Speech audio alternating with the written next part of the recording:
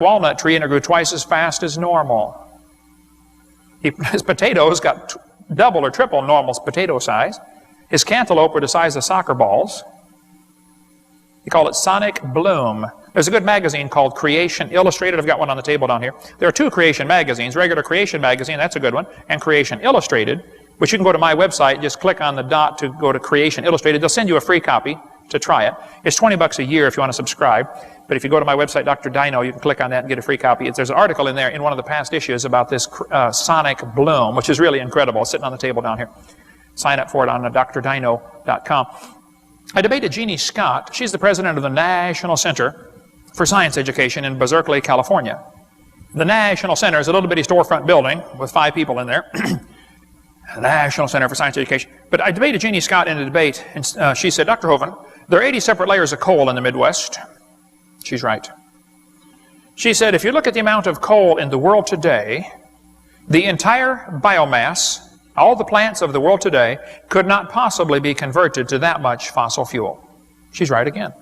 There is so much coal in the world that if you took every tree and blade of grass and bush and squished it, you couldn't make all the coal. There are enormous volumes of coal in the earth. I said, Jeannie, you are right. She said, well, don't you see, Hovind, there had to be an enormous amount of time to lay down all the coal seams. Oh, no. Right there, she's wrong. You see, she's looking at today's world and assuming that's how it's always been. The coal we find in the ground today is a result of that flood which buried the world before the flood, when they had lots more trees. There's a coal mine in Montana that is 10,000 square miles of coal up to 200 feet thick. Someone told me a few months ago they've now found a seam 300 feet thick. That's a lot of coal. A lot of coal. And sometimes in coal, human artifacts are found. This bell was found inside a lump of coal. This iron pot was found inside a lump of coal. The sole of a shoe found inside a lump of coal. We cover more on that on video 6 about coal formation. But the Bible says there were herbs, that's plants, over all the earth. It's not that way today. 70% of the earth is underwater, for heaven's sake. Okay, that's not covered with plants. The earth was covered with plants when God made it. Did you know they find leaves in Antarctica? 250 miles from the South Pole, they're finding leaves. There are no trees in the South Pole. 70% of the earth today is underwater. Did you know only 3% of this earth is habitable for mankind? A lot of it's under desert, ice caps, tundra, mountain ranges nobody can live on. 3% is habitable. What we're seeing today is not what Adam and Eve saw. The Bible says He formed it to be inhabited. That's why He did it. Probably the pre-flood world was, I would just be picking a number and say probably 80% land and only 20% water. The oceans weren't there. The water was in the crust of the earth or in the canopy overhead. But there were trees from pole to pole before the flood came. This layer of water above the earth would act as a barrier that would block out UV light and X-rays and other harmful things that come from the sun. See, the sun produces a lot of stuff besides light. It produces X-rays and gamma rays and beta rays, and all them ray boys come down here, and they're pretty hard on your carcass. X-rays particularly are dangerous. How many have ever had an X-ray before? I broke 9 bones growing up. My brother broke 21. We played rough in our neighborhood. One of my neighbors shot his brother through the leg with a crossbow. He said, I didn't know it was loaded. How can you not know a crossbow is loaded? Oh, duh. Anyway, you go to the hospital and they say, take off all your clothes and put this little gown on. You put this little gown on, and they say, no, it doesn't quite come together in the back, it's kind of embarrassing. And then they say, now walk down the hall about 12 miles and you'll see the X-ray room. Well, if you make it all that way, they'll say, oh, we're so glad you made it. Would you please lay on this table?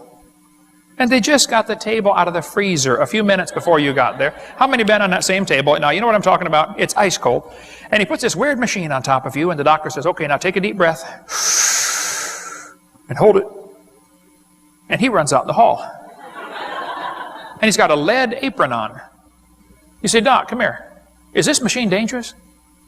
He says, no, it's harmless. He's lying.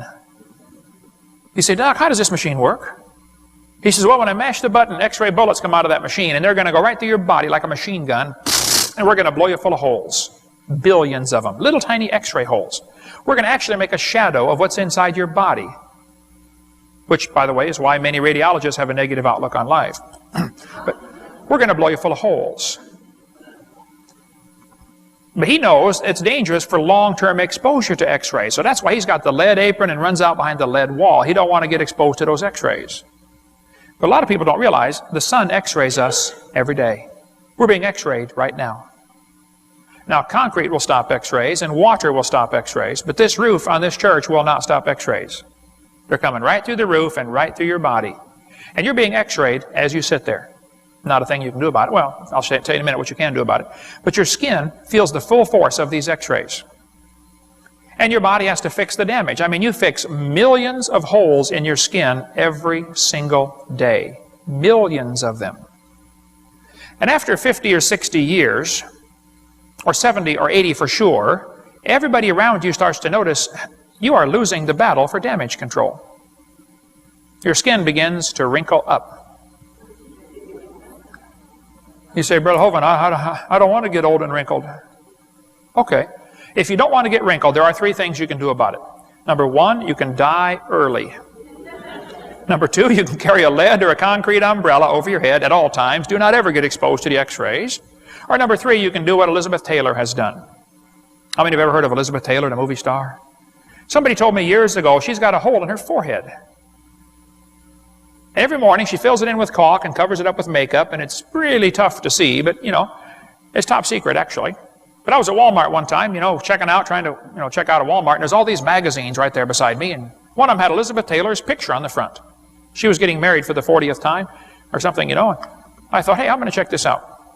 I heard about this hole in her forehead, but, you know, I wanted to see it for myself. So I got my Swiss Army knife out, which has a magnifying glass on it, and I picked up the magazine, and I began staring at her forehead. People are walking down the aisle looking at me. I said, hey, what's the matter with you? I'm just looking at a magazine, huh? Go shop, right? I looked at it for a while, and I finally figured out what the hole was. I was so proud of myself. That lady has had so many facelifts down through the years trying to get rid of the wrinkles. It's her belly button right there. Hey, go to Walmart. She's probably getting married again this week. You can see her picture on there. You say, well, Brother Hovind, I don't want to get old and wrinkled. Oh, I'm sorry. If you get old, you're going to get wrinkled, okay? You might as well get ready for it. But that didn't happen before the flood. The Bible says before the flood came, they lived to be over 900 years old and probably didn't wrinkle. One guy is going around, claims he's a creationist. He says, now folks, they didn't really live to be 900. They counted every month as a year. They used a lunar calendar, and you have to divide those numbers by 12. Wow, that's an even bigger miracle. Enoch was 65 when he begat Methuselah. Two of these guys are 65. Let's see, divided by 12? That makes him 5.5 when he became a daddy. I doubt that real seriously, okay? I'd have a hard time believing that. No, they really were living to be 900, and they got bigger. Here's Me by Robert Wadlow, tallest man in this century, 8 foot 11 1/4, had a size 37 shoe. Pretty big boy, okay? Robert Wadlow would have been just a few inches shorter than Goliath, who was about 9 foot 5 or 6. Robert Wadlow, at age 12, was the world's tallest Boy Scout. Here he is, age 12, with his Boy Scout troop. We would consider that gigantic at almost 9 feet tall, wouldn't we?